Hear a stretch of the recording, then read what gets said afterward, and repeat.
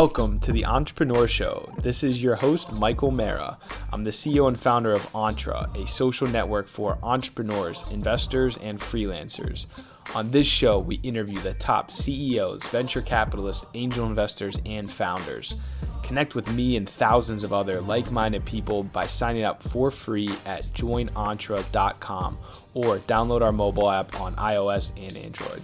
On this episode, I'm interviewing Samanah Duran. She's a British entrepreneur, media personality, and Forbes 30 Under 30 honoree. She's first known for starting her streetwear brand, Critics Clothing, back in 2012, but she's best known for her work within female entrepreneurship and digital media, being the founder and CEO of BeYourOwn, which is on a mission to lead women with a vision. We get into her entire entrepreneurial journey and dive into how she's impacting women around the world. I hope you enjoy the episode. All right, welcome to the show, Samanah. How are you? Yeah, I'm great, thank you. Thank you so much for having me today on your podcast. I'm really looking forward to seeing what questions you're going to ask. But how are you? Yeah, I'm doing really well, and yeah, I've been excited about this for a while. We connected a while back, I think on Instagram, and I've been following you a lot with everything that you're doing with your business, and it's been really inspiring to see how much you've been growing over the last couple of years now, for sure. So I think it'd be great to kick things off and share with everybody how you became an entrepreneur. What made you want to get into entrepreneurship, and how did that journey get started for you? I guess like most entrepreneurs, I don't think you really wake up in the morning and think, "Oh, I'm going to be an entrepreneur today." Especially that was not the case for me at all. I was kind of like an accidental entrepreneur, if you will. Um, when I was younger, I had one, I say, real job, I guess, working in McDonald's when I was 16 for one season. But I always wanted to be a TV presenter. And so I flopped the nest from a tiny town where I live into London. And I was absolutely adamant that I wasn't going to be returning back until I was successful or famous or whatever. And I very quickly realized that actually I didn't really enjoy being in front of the camera. I actually liked being behind the camera. I really liked watching things come to life and making things happen. And even though I was landing some really great gigs and some great jobs presenting in Ireland, in the US, down the West Coast, doing car rallies, tours, some shopping channels and gaming channels on Sky. I knew that it just wasn't going to be for me long term. So on one gig I was doing over in the States on the West Coast, it was for a car rally. I remember sitting down with some of my friends. I was in the Grand Canyon at the time, and I was looking at what, their lifestyles. I was thinking, not that I'm a particularly materialistic person, but I just like the idea of having that flexibility, like working hard, absolutely, but having nice things, enjoying nice things in life, but having that flexibility and freedom to do whatever you wanted, given that you work hard for it. And I thought to myself, what am I going to do? Like, at the time I was not even 21. And I was like, okay, well, I kind of come from a media background, modeling TV. What can I do? And I didn't want to launch like an underwear or swimwear range at the time, because I thought, oh, everybody's doing this. It just goes hand in hand. And I thought, oh, I really like streetwear and casual loungewear. So let me launch a streetwear label. So that's exactly what I did. And when I got back to the UK, I started researching around, looking around, and connecting dots here and there. And then fast forward a few years, in 2012, I actually launched what was Critics Clothing, but actually under a very different name back then. And it was still very much the same, but it was very, very low key, and it was a really, really small brand. And it wasn't really over popularized until 2014, when I actually went back on that same rally, not to present, just as a guest. And I actually got my first investor behind me, and he backed the brand, and I guess we took it to the next level, rebranded, got a marketing company on board, got a distribution and fulfillment company on board, really great PR agency, and we was doing some really good sales and really good numbers. But what I also noticed was that whilst I was pulling in all the connections that I had for the clothing brand from my previous industry, I set up this kind of blog where, at the time, I don't think this whole influencer notion had really come about, but because I didn't really have that much money for PR, I was kind of interviewing people in the limelight, getting them to wear the brand, but then also pushing them out in the press at the same time. So it's kind of a bit like a catch-22 situation, where it was free PR for them and then free publicity for us and more brand awareness for what we was doing. But what I quickly noticed is that I didn't really have the support network around me, and it wasn't particularly women at that time that I was focused on. It was just a case of, I literally moved to London. I didn't know anyone. I was, working very, very hard, of course, but all the people that I knew were really in the music and creative industry, and I just really could have done with that mentorship and guidance around me. And I guess you could call it like a sisterhood network. That would have been a great place to start. So off the back of Critics Clothing in 2016, I actually launched Be Your Own, which, it was, at that time, it was just a movement. It was barely even a platform. And I was taking actually women from all different industry fields, interviewing them, talking about what they do, talking about their startup journeys, like from retail, real estate to health, business, marketing, like all different industries, very, very diverse. And what I noticed is that it was just really, really popular with women. It was really, really popular. The engagement and the interaction that we saw it was just a really, really great thing to see and be part of. And I basically took that community and actually put it onto its own platform and gave Be Your Own its own hub. So we went from being like a non-profit for the first 18 months to then becoming a fully fledged media company, because I sat down with the business development team and it was like, okay, there looks like there's a real need for this. We need a support network. We need a community of like-minded women in business or different industry fields to connect and share and admire one another for the work that they're doing. And soon enough, I'd gone from running like one interview every Monday, every month, to then doing one interview every week. And now we run content every single day. We have, 3 or 4 different companies that we work with now that provide us content. We've also just teamed up during COVID, during the pandemic, with 300 UK PR agencies alone to work with their female entrepreneurs to provide content. So we've continuously just scaled up and leveraged what we had to now what we do have with our brand partnerships. So, Cision PR Newswire, that we've just recently partnered with to extend our distribution, so that now we have 7.2 million outreach. The ball just continues rolling. So off the back of all of that, although I am very much first known for creating Critics Clothing, which was a retail startup, which is something that I got nominated for is it Forbes 30 under 30. I'm an honoree of that. Actually, Be Your Own is very much my new focus and my new venture.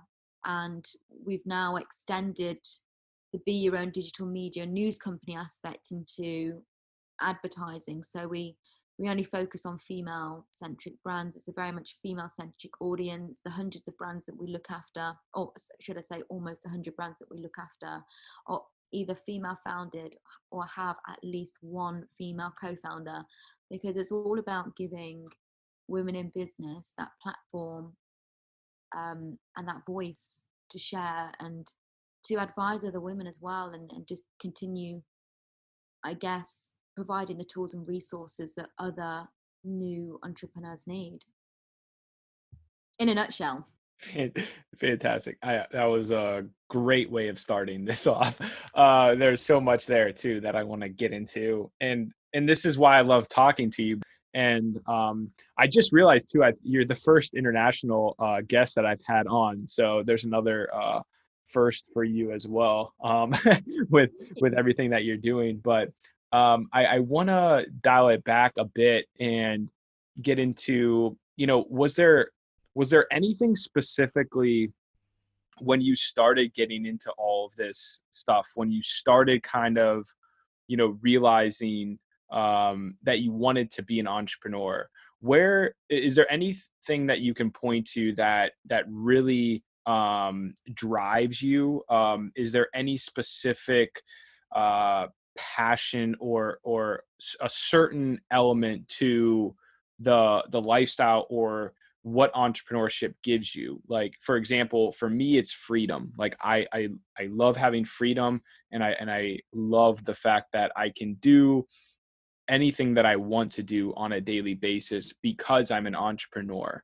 And that gives me the ability to do that. Is there anything that for you sticks out that was really the driving force that led you to becoming an entrepreneur, or that keeps you motivated even today? I think that, I guess I've always had a kind of entrepreneurial spirit, that's for sure. Back in the day when I was very, very young, I was setting up like car boot sales and selling beer mats, in the front of my garden, to local tourists, and pot washing in local cafes. I think the drive and the want to have my own money was always something that was always at the forefront of my mind, because although I was very, very lucky, I had great education, although I didn't go to university. My dad gave me pocket money, but and it was quite a lot for my age, but I mean, obviously I was cleaning cars and doing all the chores and stuff in the house. I really had to work for it. But I was always saving like 70% of it, because I didn't know why I wanted to save it, but it was just, you know, I wanted to save it in case I might need something, like stationery, because I had an obsession with stationery, and like Green Day CDs.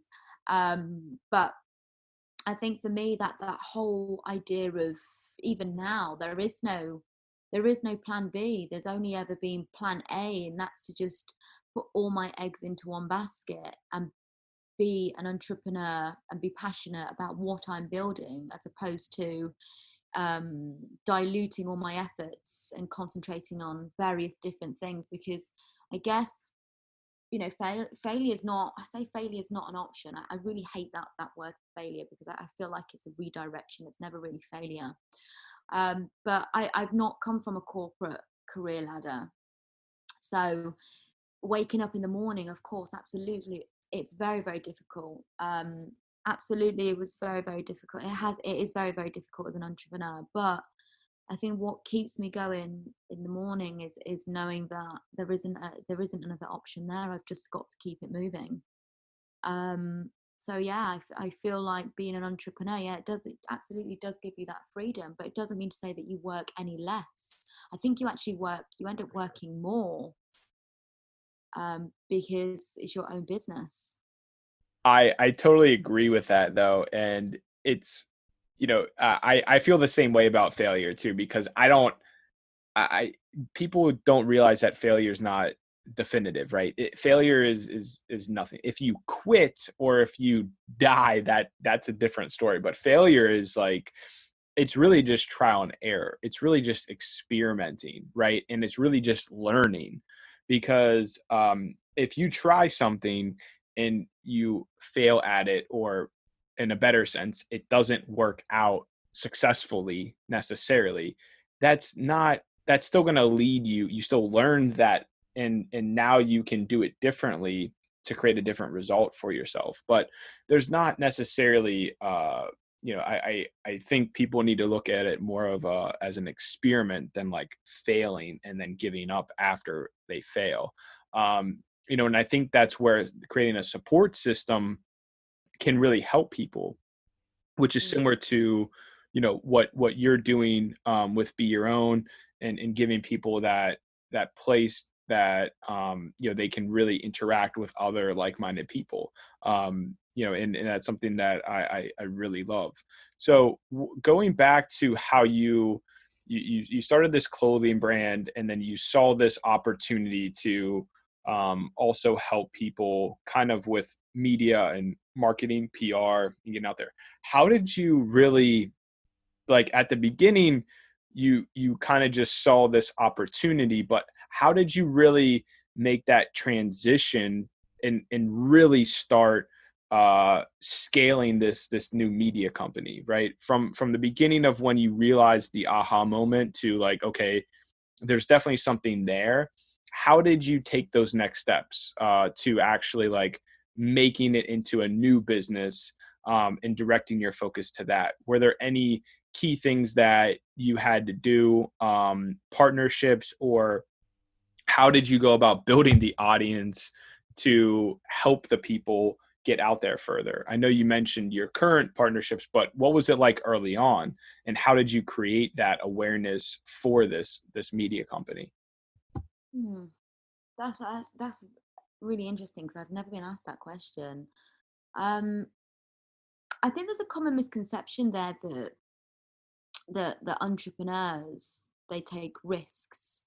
Absolutely, they do take risks. That's what entrepreneurship is all about. But entrepreneurs take calculated risks. And it would be very naive not to weigh up the pros and cons, especially when launching a new venture. And that's not to say that, I stood and researched the market and looked at the competitors and became overly obsessed. It was just a case of, I knew that what I was building as a non-profit, there was such great engagement and a great community being built around it that I knew that there was a need there for it. It was just very, very obvious to me. But I think that when I first started out, getting people on board with it was quite tough at times, because we actually was taking, I guess, what you would call like micro influencers and macro influencers. We were getting some pretty big people on board, but not everybody was that keen straight away.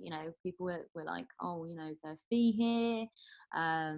Like, what's the outreach? And we were still very, very tiny at that time. We didn't have a big outreach at all. So I think people wanted to kind of think, weigh up the pros and cons of whether interviewing with us and working with us was going to be beneficial for them. Um, but being a Taurus and being steadfast and being resilient, I guess that's one thing that you need as an entrepreneur as well.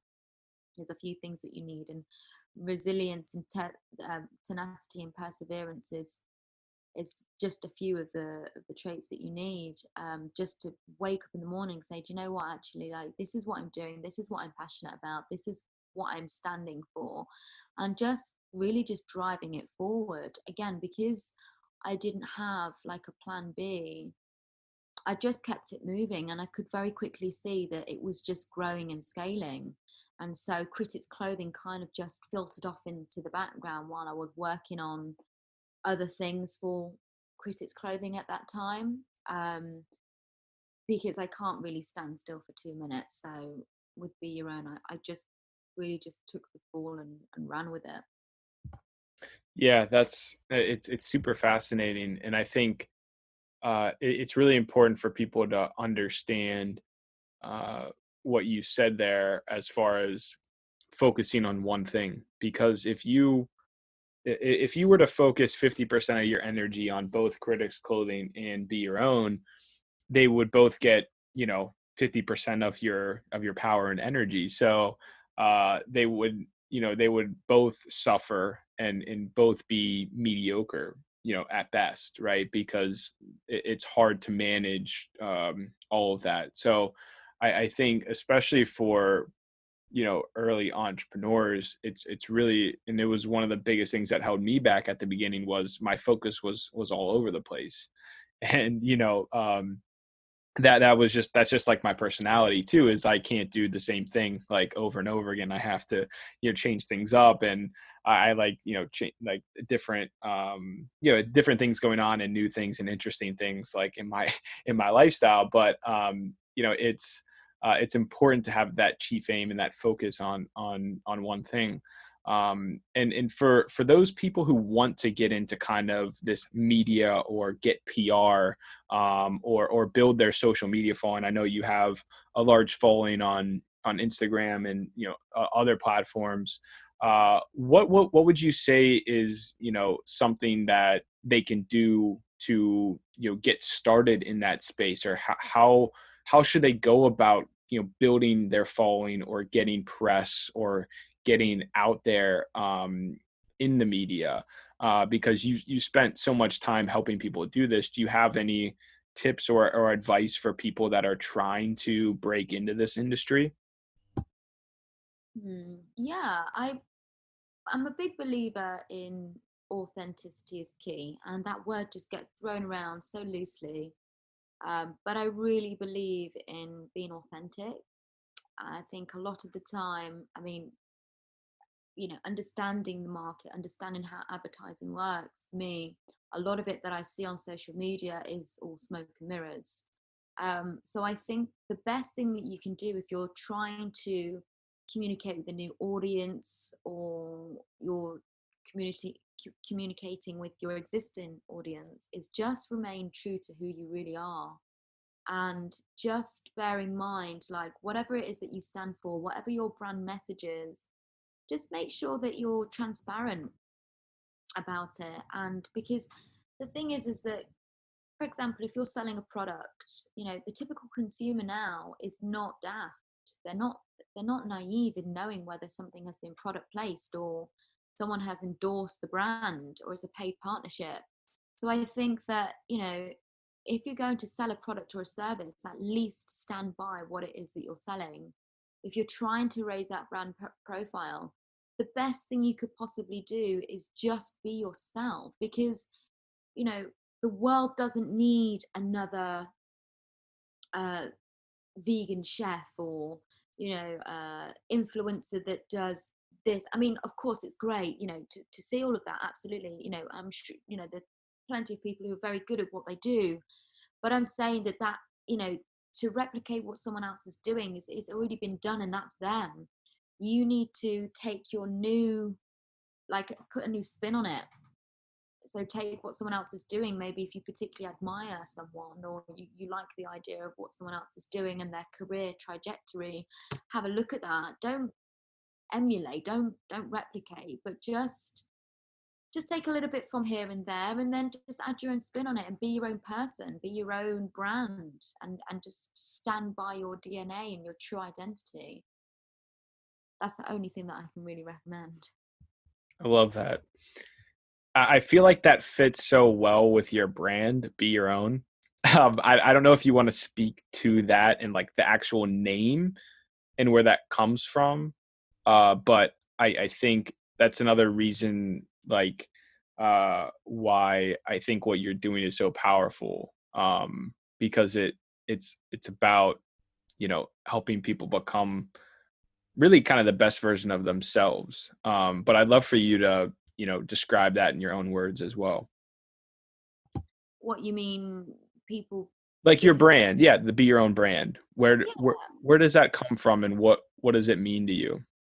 um I guess, I mean, that the overall vision for Be Your Own is really to help other entrepreneurs flourish and grow in their own right as a business leader.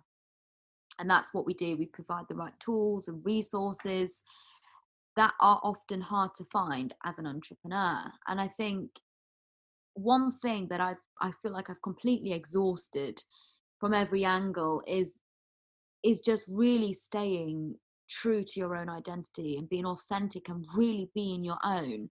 If you want to be a, rocket scientist, so long as you are the best rocket scientist to your ability and you're staying true to who you really are, then it really doesn't matter. If you want to be a rock star, if you want to be a barista, whatever it is that you're really good at, and whatever it is that you feel passionate about, then just make sure that you're really being your own person.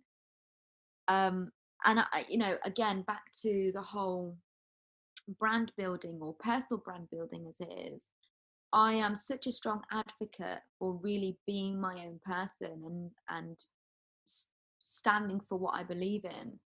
I mean, I'll give you for example. Okay, we actually launched Be Your Own Man as an extension to the brand of Be Your Own, but because it took away so much drive and it took away like what we was really doing from Be Your Own. I mean, I had tons of guys that wanted to come on board and interview and showcase themselves as an entrepreneur, but it didn't feel right. And although we did quite well with it, it just didn't sit well with me. It didn't resonate well with me to have this platform that's so female centric and focused on giving women a limelight. But now we've just created Be Your Own Man, which kind of just, I mean, that really, really diversified what I was doing. And I felt it really just was confusing and diluted the brand message. So that for me was a real particular like Be Your Own moment, because from a financial aspect, it would have been brilliant. It was great. It was monetized. It did well. It was profitable. But for me personally, it just didn't fit with my own particular brand ethos at that time and even now. So again, back to why it's called Be Your Own, and why I'm so passionate about it is because we just have so many people out there that just feel like they're not like connected to themselves, and I think that that's really sad, because you should be really proud of the person that you are, whatever you're trying to build, and really stand by it as well. I love that. And I think it's so important for people to understand that. I like talking to early stage entrepreneurs about this, which is understanding yourself first is way more important than starting a business, because if you don't understand who you are and what you want to become and what you want to be, you will never be able to start the right business, because you'll always be chasing something that most likely is not you. So I love that. And, what you're doing is awesome. And I really respect you for kind of sticking to that. And it's some of the hardest things to do is to turn down money, when it's going against your morals or the mission of what you set out to do. So I think that, that's really powerful.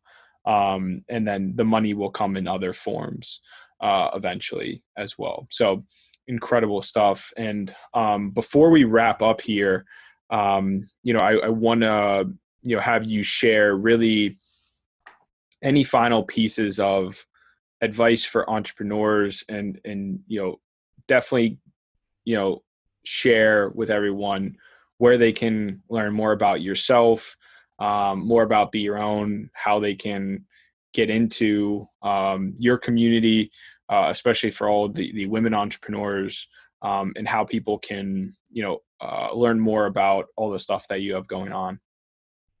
Sure. So if you want to find me personally, you can find me on Instagram or Facebook or Twitter. You can tweet me, and it's all at Samanah Duran, lowercase. That's the handle. For Be Your Own, it's Be Your Own UK. You can reach out to us via email, or just directly via the website, and social media as well. If you're looking to really be part of the membership and subscribe to the content that we provide and the tools and the resources from podcasts, webinars, business building tips and hacks, and thought leadership pieces, then you can just sign up for that, and get your membership package there. In terms of, I guess, concluding to all of this, my final say, or tip that I would want to share with your audience is that I think it's really important that whatever business you're starting or you're looking to launch as an entrepreneur, you must stay educated. You must stay ahead of your game by going to all these free workshops and panel discussions, possibly reaching out to, someone that you particularly admire on LinkedIn, and, be bold and be brave, and just say, hey, I'm just looking to pick your brain. What do you think about that? If you can get a mentor in, that would be really good, so you can bounce ideas backwards and forwards and have that sounding board there. Because I really truly think that by staying educated and really honing in on your craft and being really good at what you are, I feel like that is definitely the difference between being really good and being really great as a founder, by just making sure that you are knowledgeable, you use all the free resources and tools out there just to be one step further than everybody else who might be in your particular industry field. Yeah, I think that, wow, that was great final advice. And I think it's something that's so true. You got to stay educated. Things are changing so fast, especially with COVID right now. Everything's happening so fast. Everything's moving to technology, and things are changing very quickly through many different industries. So I think that, staying on top of things, learning as much as you can, and I think being aware of how things are changing and understanding where things are going is so critical for long-term success of entrepreneurs. Because you might, people who get rich quick, or they might like have one success or whatever, if they're not paying attention to what's happening, that success only, lasts maybe a few years. But to have real long-term success, like she said, I think educating and staying on top of things is really key. So that was a great way to end this. Samanah, thank you so much. This was awesome. And looking forward to catching up for sure as well, and continuing to follow you on all your great success, and really looking forward to seeing where BeYourOwn is going. And definitely want to figure out ways to collaborate as well with our network and community of entrepreneurs too, and see if we can get some, of the women entrepreneurs in our network to, showcase themselves on BeYourOwn too, and get into everything that you're doing. So thank you so much for spending the time, and hope everything continues to go well for you. Brilliant. Thank you so much for your time. It's been a pleasure. Thank you for inviting me on your show to talk about what we do at BeYourOwn and my startup journey. So it's been a pleasure, and I will look forward to connecting with you further. Absolutely. I'm always open to collaboration ideas. So I will discuss this with you, I guess, in the week.